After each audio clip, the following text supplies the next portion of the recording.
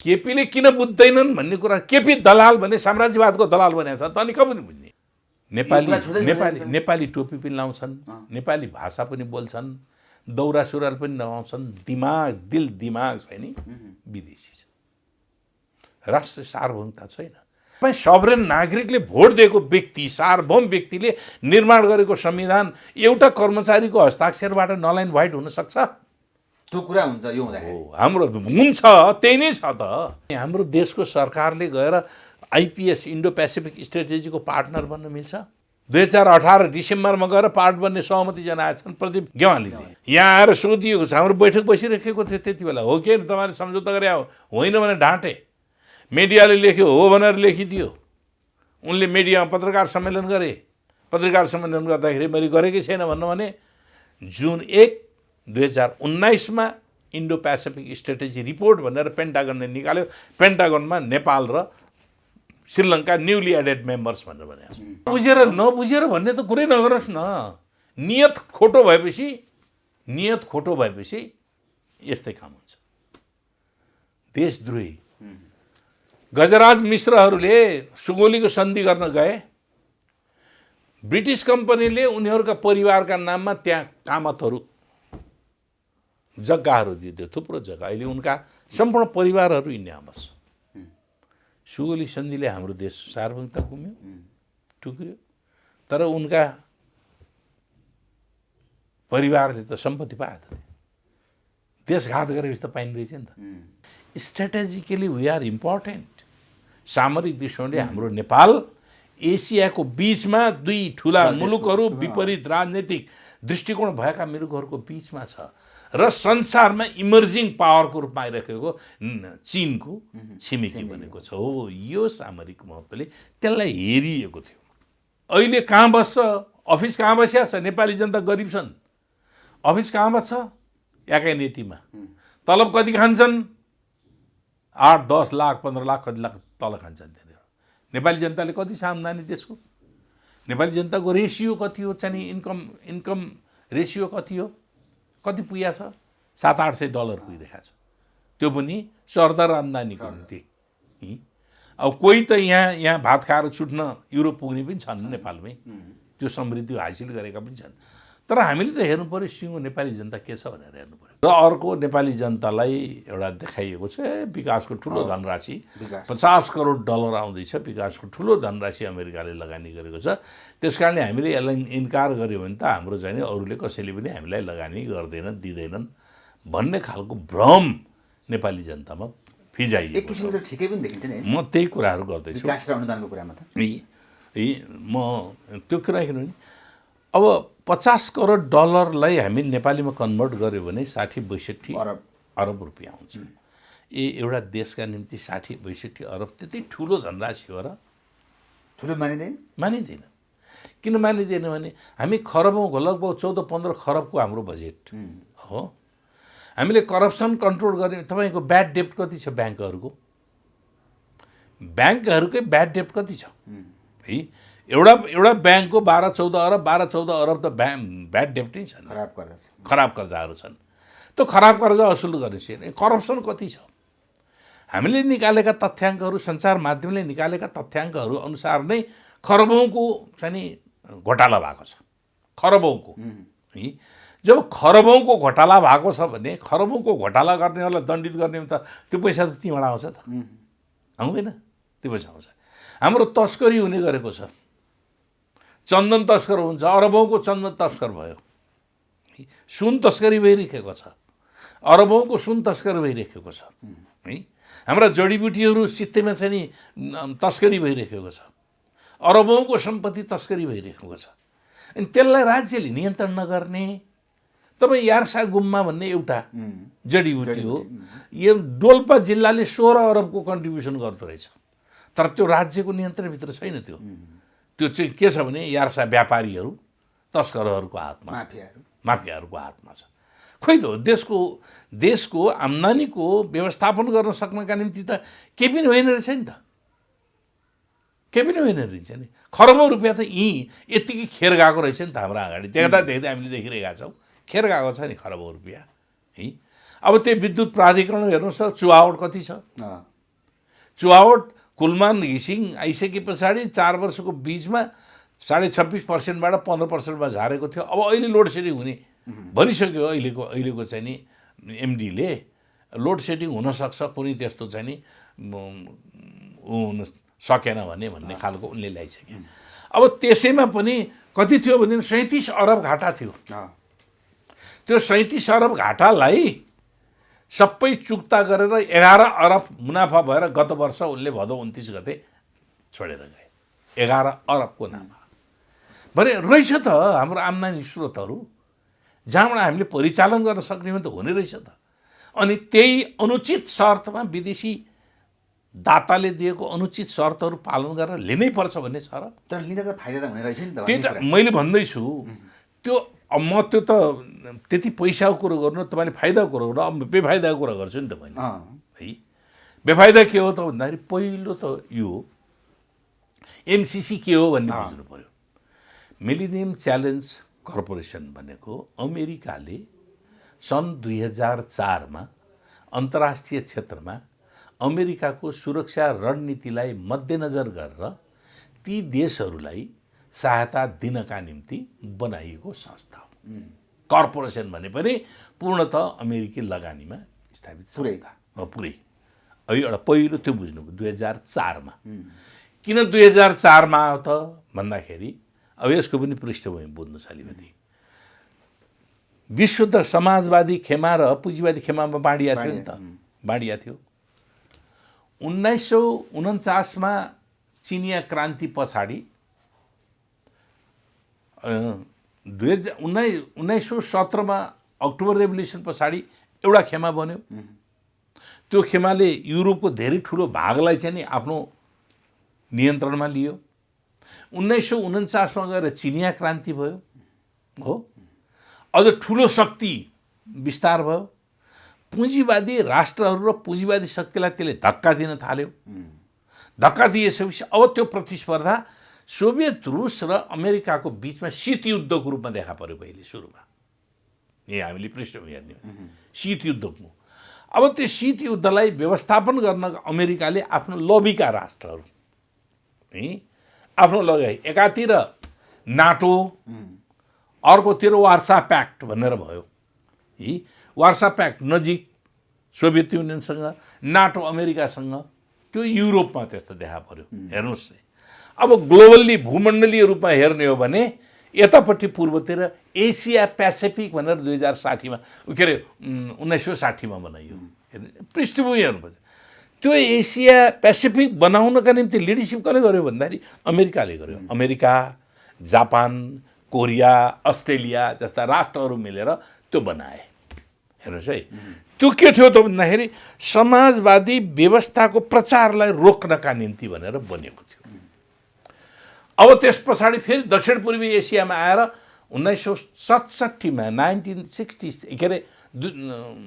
1967मा ASEAN भन्नु बन्यो।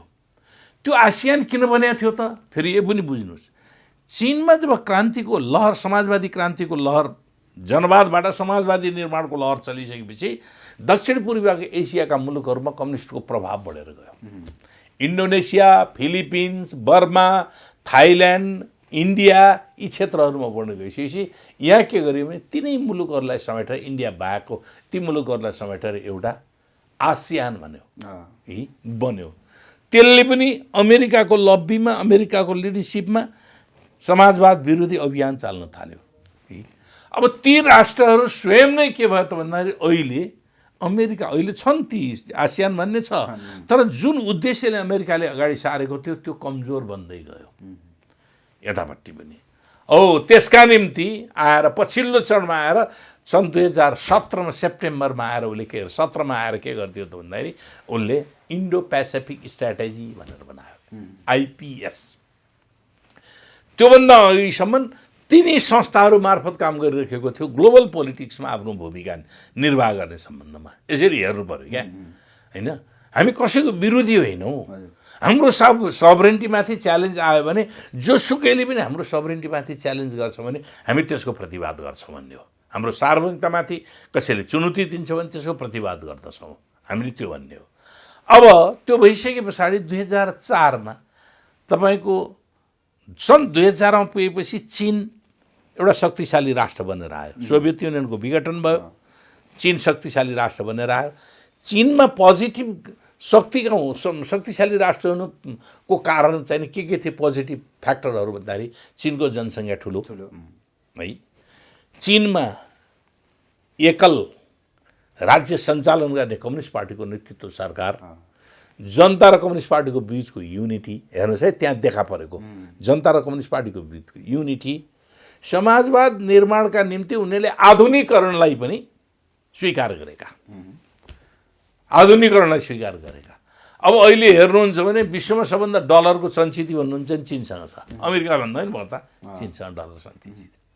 र व्यापार भन्नुहुन्छ भने संसारको व्यापारमा सबभन्दा अहिले 350 अरब बिलियन डलर त अमेरिकासँग चाहिँ अमेरिकाले घाटा बेहोरेको छ, डिफिसिट, ट्रेड डिफिसिट छ है, लगभग त्यति 319 बिलियन डलर चाहिँ नि उसले चाहिँ ट्रेड डिफिसिट छ। अब चीनमा डिपेन्डेन्ट इकोनोमी हुन थाल्यो, चीन आधारित निर्भरतामा अमेरिकाको इकोनोमी बन्न थालिसक्यो। यो स्थितिले अब अमेरिकालाई अमेरिका फर्स्ट भन्ने जुन इगो हो त्यो पुरा गर्नका निम्ति अमेरिकाले जर्ज बुसको पालामा यो कुराहरूको सुरुवात हुन थाल्यो। जर्ज बुस जुनियर वालामा है, छोरा चाहिँ राष्ट्रपति भएको बेलामा 2001मा गएपछि ट्विन टावरको घटना भयो। अमेरिका झन् आत्तियो, एकातिर मुस्लिम कन्ट्रीहरू उसको विरुद्धमा रह्यो भने अर्कोतिर कम्युनिस्ट कन्ट्रीहरू अर्को उसको विरुद्धमा छन्, अमेरिका आत्तियो।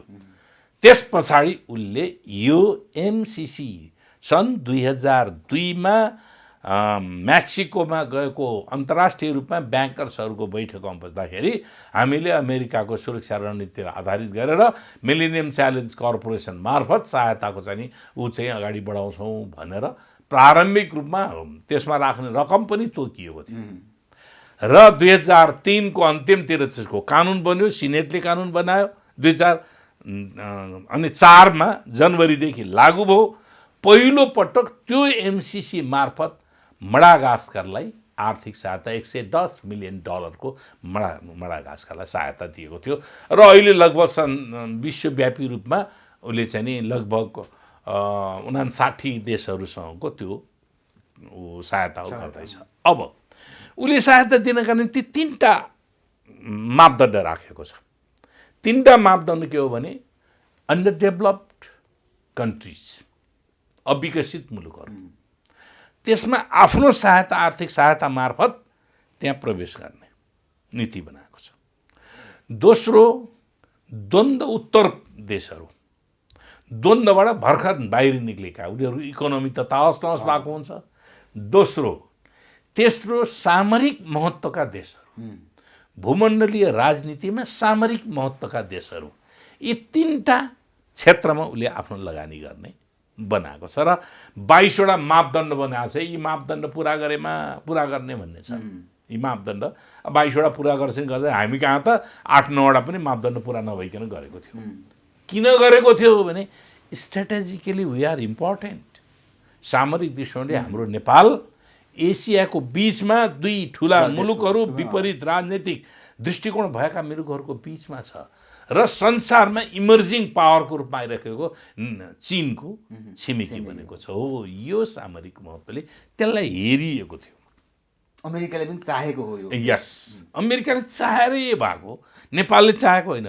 म तपाईँलाई देखाइदिन्छु। नेपालको चाहिँ नि नेपाल शान्ति प्रक्रियामा आइसके पछाडि नेपालको इकोनोमिक डेभलपमेन्ट सम्बन्धमा पुँजीवादी मोडेलबाट, खास गरी वेस्टर्न क्यापिटलिस्ट मोडेलबाट, नियो क्यापिटलिजम हुन्छ नि, नव उदारवादी मोडेलबाट नेपालको अर्थव्यवस्थालाई के गरी गर्न सकिन्छ भनेर एउटा diagnostic report, diagnostic progress report भनेर त्यसको अध्ययन कार्यदल बन्यो। त्यो अध्ययन कार्यदलको निम्ति एसिस्टिङ टिम, सहयोग गर्ने टिम भनेर वर्ल्ड ब्याङ्क र एमसिसीका पदाधिकारीहरू छन्। मसँग त्यो रिपोर्ट छ है। तिनीहरूले नेपालको सम्बन्धमा अध्ययन गरेका छन्।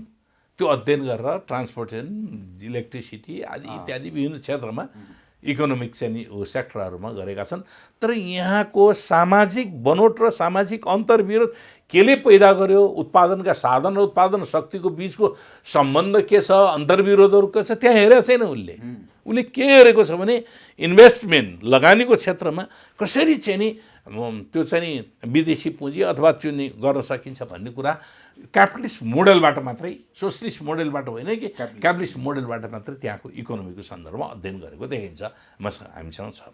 अब त्यो उनीहरूले सजेस्ट गरेका उनीहरू नै एडभाइजर छन्, विश्व ब्याङ्क र तपाईँको चाहिँ नि एमसिसीका चाहिँ नि प्रतिनिधिहरू एडभाइजर छन्। त्यस कारणले गर्दाखेरि के हो भन्नुहुन्छ भने यो अनि 11देखि सन् 2011देखि नेपाललाई सहायता प्रदान गर्ने सम्बन्धमा छलफल सुरु भएको छ यो विषयमा 11देखि। तर त्यो डायग्नोस्टिक रिपोर्ट एउटा प्रारम्भिक रूपमा 2009मा प्रकाशित गरिएको छ र त्यही टिमले 2014मा फाइनल प्रकाशन गरेको छ। त्यो मूलतः सघाउने टिमको हो त भन्दाखेरि एमसिसीका महत्त्वपूर्ण पदाधिकारीहरू, त्यसमा इकोनोमिस्टहरू आदि चिजहरू त्यसमा चाहिँ नि सघाउने टिमहरू भएको छ।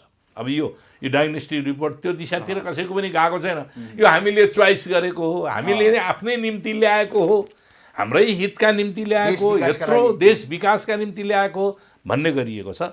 त्यो अब यो पार्ट भयो। दोस्रो पार्ट गइसकेपछि 2017मा गएर हाम्रो एग्रिमेन्ट भएको छ। 17मा जाँदाखेरि एग्रिमेन्ट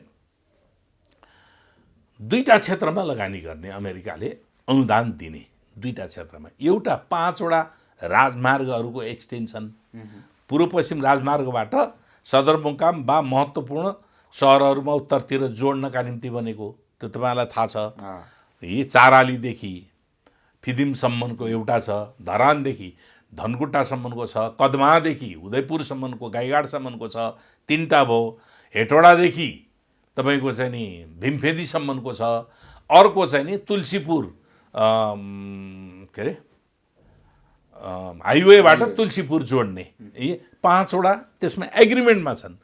तर अहिले त्यो चेन्ज गरेर चन्द्रोटादेखि शिवखोलासम्मको 100 किलोमिटरको पूर्व पश्चिम राजमार्गलाई विस्तार गर्ने भनेर चेन्ज गरिसकेको छ। फेरि त्यो पहिले किन गर्यो, यो किन चेन्ज गर्यो, त्यो कुरा थाहा छैन। इकेपी ओलीको भाषणले चाहिँ नि राजमार्गमा हवाईजहाज उतार्ने भनेर गरेको हो कि थाहा छैन मलाई चाहिँ। हवाईजहाज चाहिँ नि अवतरण गर्ने भनेको हो कि थाहा छैन। यो अब यो त भयो, यो अब जाउँ यसलाई, यो सम्झौता कसरी भयो। पहिलो कुरो, यो सम्झौता प्रोटोकलै मिलेन, कुनै पनि मिल्दैन। प्रोटोकल कहाँ मिल्यो त? हाम्रो तर्फबाट मन्त्री गएको छ, उता तर्फबाट जोनाथन जी नास भन्ने त्यो एमसिसीको त्यो पनि एक्टिङ डाइरेक्टर भनेको उपसचिव सरको व्यक्ति, कहाँ प्रोटोकल? अनि हेपिएको भयो कि भएन नेपाल? एउटा कर्मचारी र मन्त्रीको लेभलमा कर्मचारी, नेपालकै पनि कर्मचारीको सम्झौता हुन सक्दथ्यो थियो कर्मचारीको बिचमा। मन्त्री गएर एउटा कर्मचारीसँग गएर एग्रिमेन्ट गरिरहेको छ। यो यसको दोस्रो, यो अर्को महत्त्वपूर्ण पक्ष नि यो अनुदान दिने हो। अमेरिकाले नेपाललाई अनुदान दिने, अनुदान दिने कुरा जस्ट अन्डरस्ट्यान्डिङ हो। सामान्य अन्डरस्ट्यान्डिङ पेपर भएपछि पुग्छ। हामीले यी क्षेत्रमा लगानी गर्नका निम्ति अनुमान दिन्छौँ। तपाईँले हेर्नुमा छ त सम्झौता, अन्तर्राष्ट्रिय कानुन अन्तर्गत भनेर लेखिएको छ, उल्लेख गरिएको छ। अन्तर्राष्ट्रिय कानुन अन्तर्गत भनेर लेखिएको छ। किन लेखियो? त्यसको उद्देश्य छ।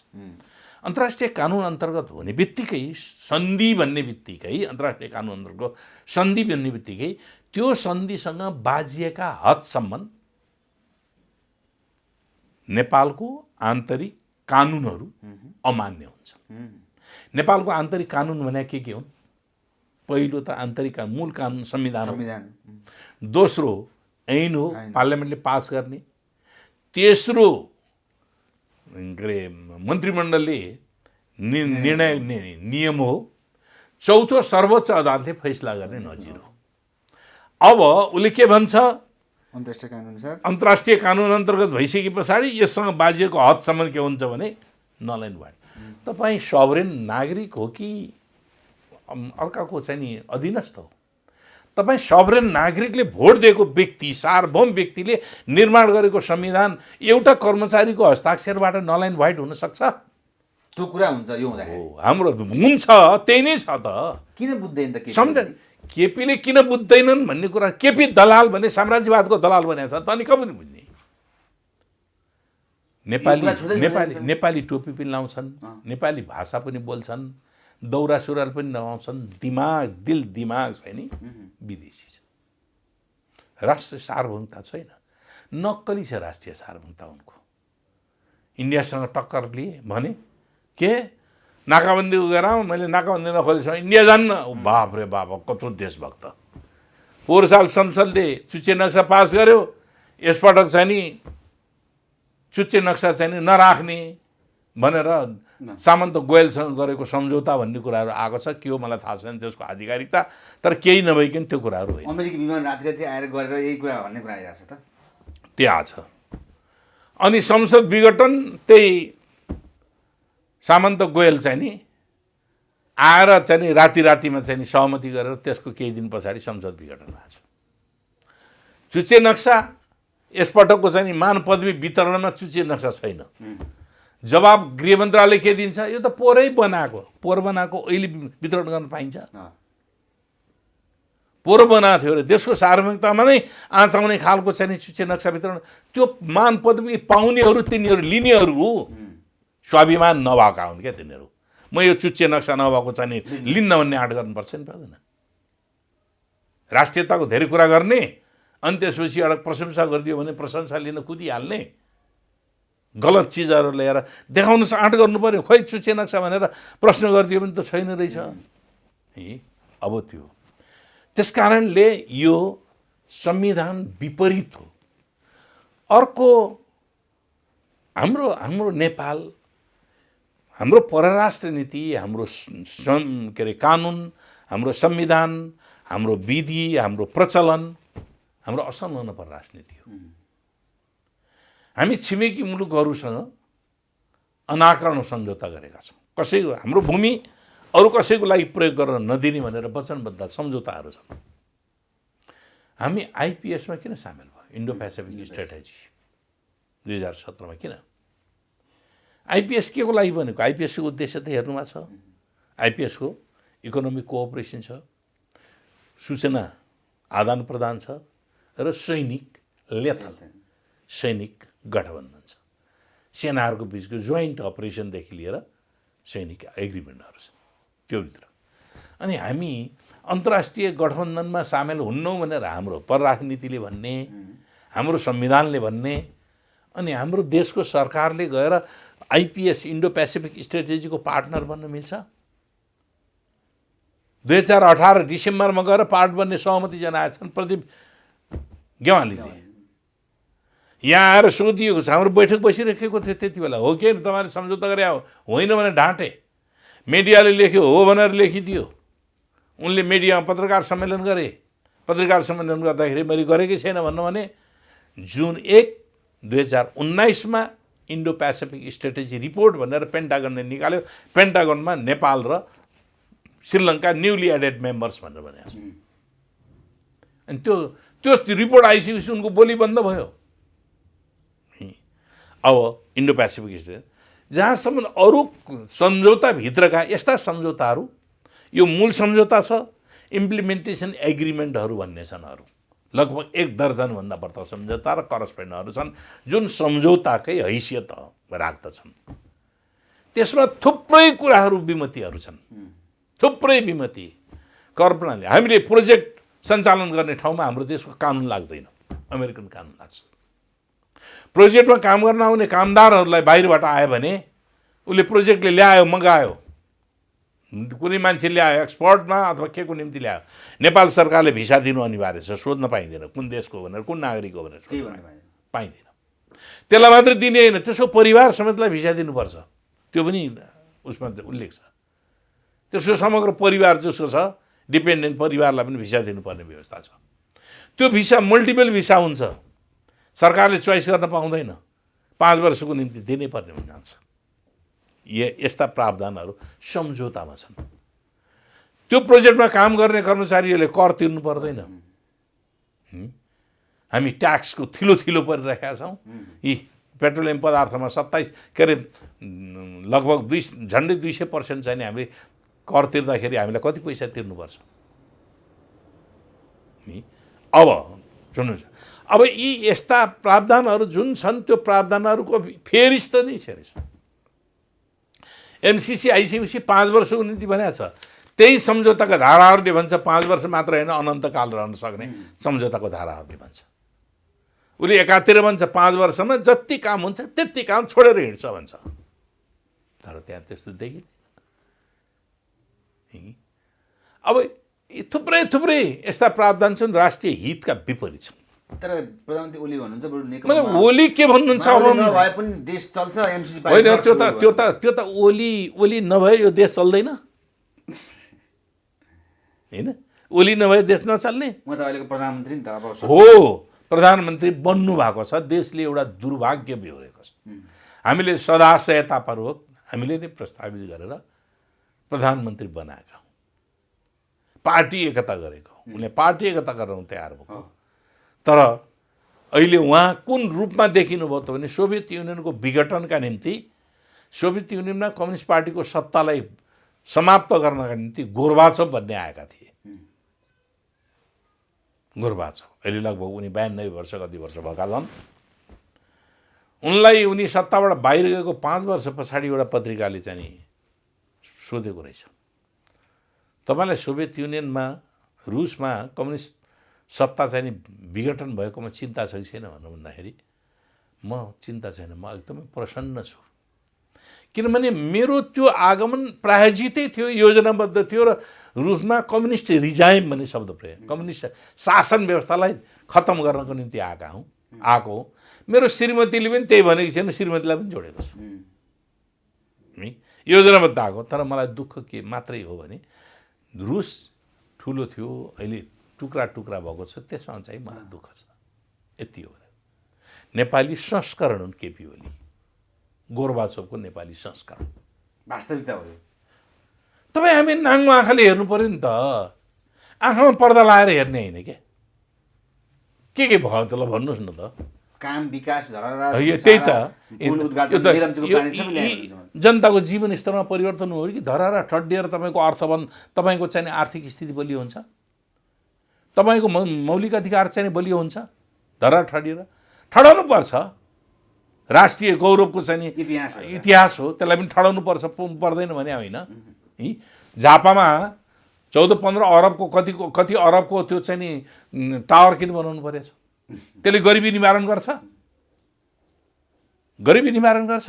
राष्ट्रिय सार्वभौमतामा सीमा मिचिएको छ, त्यो सीमा मिचिएको बारेमा नियन्त्रण गर्नुपर्छ पर्दैन? यी कोभिड-19ले थला पारेर मान्छे पटापट मर्न थाल्छ, त्यसलाई नियन्त्रण गर्ने विधि के? खोप विश्वमा हेर्दाखेरि हामी त सुरक्षित छौँ भन्नुहुन्छ खालि है।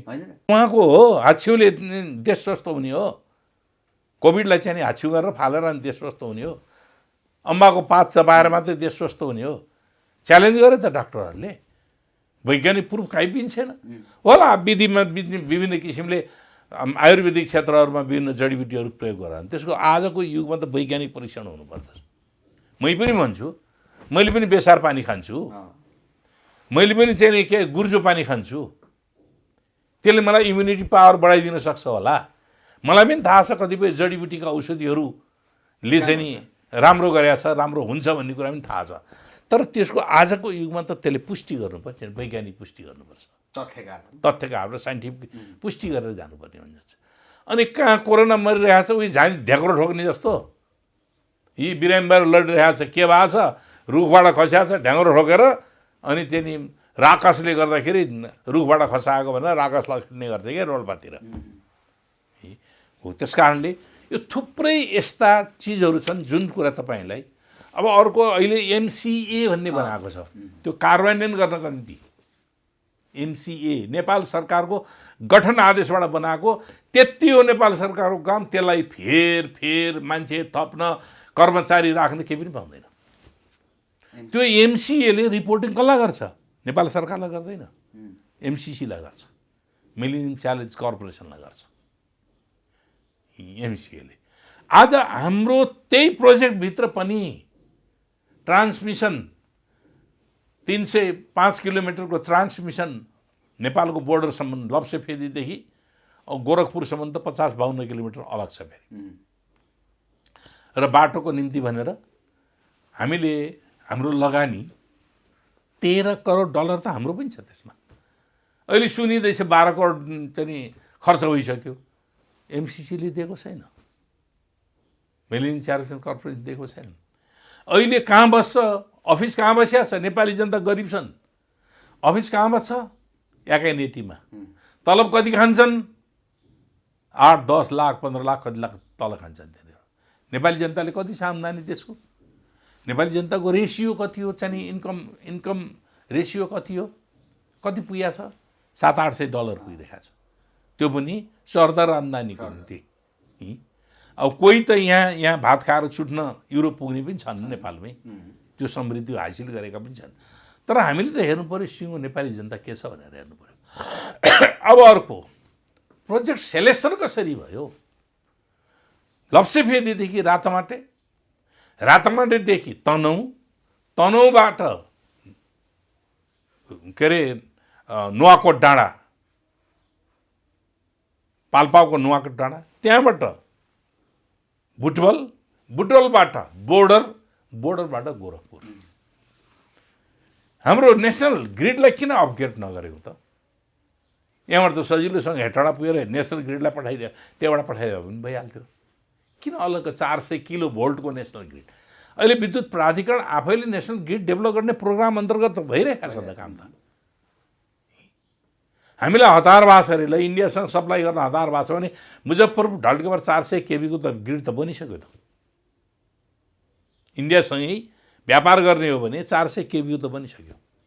अब गण्डकी करिडोरका विद्युत इभ्याकुएसन भन्छ कि इलेक्ट्रिसिटी इभ्याकुएसन, त्यहाँबाट उत्पादित बिजुलीलाई बाहिर पठाउने हो भने कहिले कतिसम्ममा ती चाहिँ विद्युतहरू आइपुग्ने हुन्, कति छ त्यसको पोटेन्सियालिटी, कति हजार मेगावाट छ, तिनीहरूको क्यारेक्टर के छ, रिजर्भायर हुन् कि आरओआर हुन् कि पी रिजर्भायर पी आरओआर हुन् कि के हुन्, त्यसको कुराहरूको चाहिँ आधार नभइकन अहिले लप्सेफेदी बिचबाट लप्सेफेदीबाट नुवाकोटबाट चाहिँ यसको पछाडिको आधार के हो, यसको लजिक के हो?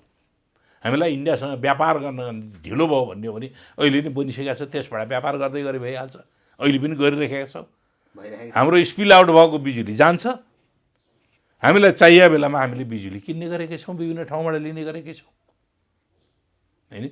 अब अर्को ट्रान्समिसन लाइनको खर्च, हाम्रो इस्ट वेस्ट हाइवेको ट्रान्समिसन लाइनको खर्च मुस्किलले 5-6 करोड रुपियाँ छ पर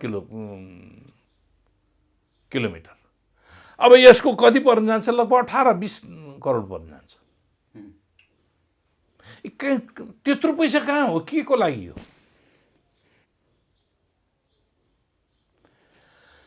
त्यसको बौद्धिक सम्पत्ति, त्यो आयोजनाबाट प्राप्त हुने बौद्धिक सम्पत्तिको हकदार हामी हुने कि नहुने? हाम्रो देशमा भएको कामको बारेमा बौद्धिक सम्पत्तिको हकदार त हामी त्यहाँबाट जे टेक्नोलोजी पाउँछौँ, त्यहाँबाट प्राप्त गर्दाखेरि चिजहरू जे अध्ययन गर्दछौँ, त्यहाँ त्यो आयोजना अन्तर्गत हुने जे खनिजहरू छन्, त्यसको राइट कसको?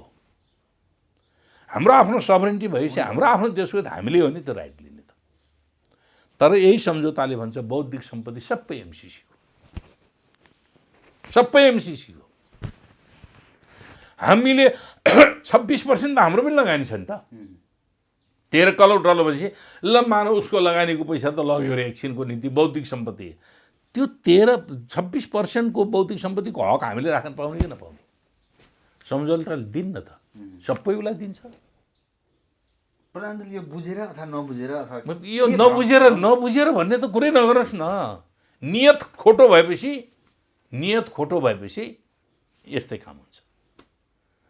देशद्रोही गजराज मिश्रहरूले सुगोलीको सन्धि गर्न गए, ब्रिटिस कम्पनीले उनीहरूका परिवारका नाममा त्यहाँ कामतहरू जग्गाहरू दिइदियो, थुप्रो जग्गा। अहिले उनका सम्पूर्ण परिवारहरू इन्डियामा बस्छ।